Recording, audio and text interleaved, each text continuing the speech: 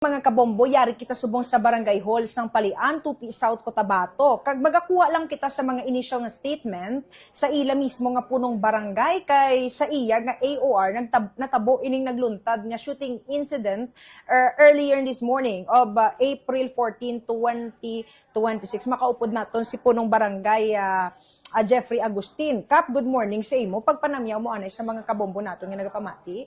Mayong aga no sa tanan sa kabumbo naton maayong aga man. Okay. So since ongoing pa man ang investigation, Kap, sa nagluntad nga shooting incident within your AOR, ano ang imo nga general statement kay do napatay abi tong involved? Yes ma'am, gaya ng aga abi, paggawas ko sa balay, no, pagkadto ko sa palengke, tali mamalengke kami ni Mrs. Nagtawag ang control sa akon na kung pwede i-check ko daw sa highway tungod may nagtawag sa ila nga may tao dito sa kalsada sa Purok 3A na kung sa diin ara sa tricycle niya. Amo to nga gikadtuan dayon namon, gi-verify kung matuod gid. Nakita namon nga ara gid sa iyang tricycle. Gipalapitan namon kag may mga basiyo sang 45, no? Okay. Nakita na namon nga nakitaan ko man nga may dugo dito sa likod niya dapit. Oo. Pero pag abot yo dito gaginhawa pa, Kap? Wala na gid ba? Wala na gid sa gaginawa. Damo naman sa mga tao dito nga nauna. May nabatian abi daw sila nga nga 4 kalupok, no? Base sa nakakita siguro, no, hindi man siya magpabalugid, nakamotor daw sang badya na itom. Pero estimatedly, what time natabo during your Siguro pag-respond? in between sa mga 5:30 na siguro. Mga 5:30 na daw 5:45 abi ko maggawas sa balay eh. Okay. Pero initially, this person, Kap, hindi siya taga dire? Hindi siya taga diri ma'am ba?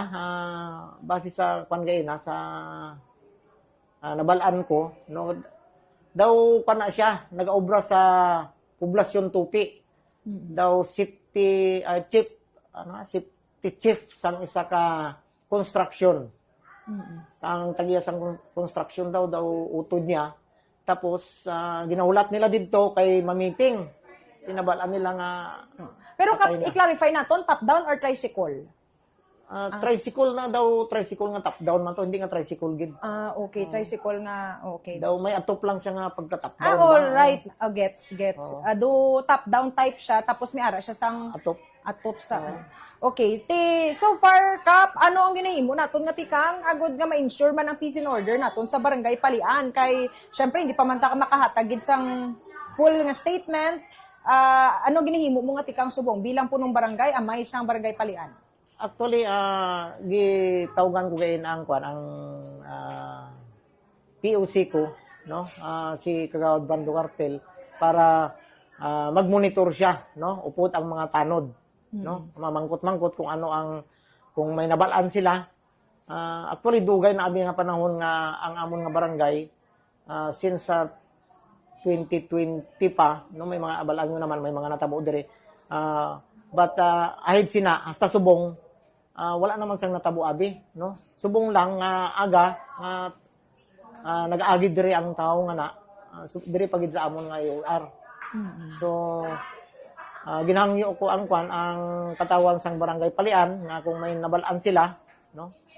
Ipaabot lang dire sa aton nga opisina para ma-identify natin kung sino ang person of interest. Okay. So, amo na ginahimo ni subong ati ka more on kamo subong nagapanawagan and at the same cooperation with the PNP. Pero Kap, ari do accident prone area man gyapon ang inyong bahin ano man ang gusto mo i-remind sa mga motorista naton? Actually no, successive nga accident dire banda sa sa Purok 3A lang gyapon. Dira sa tubangan sang Alba Gasoline Station, no? Tungod may cruising dira, no, pagadto sa bulol mo lagi nangyo ko ang mga motorista nga unta maghinay-hinay sila sa pagpadalagan sa ilang mga salakyan kay may speed limit ta. mga 70 km per hour diri sa aton. So kung sundo naton ang ordinansa nga na makatabang gid sa tanan no kabilugan nga pumuluyo diri sa barangay Palian kag sa mga motorista man sa ilang safety nga pag-travel. Okay. Kap, madamo gid yung salamat sa imo kag mayong aga. Mayong aga man, ma'am.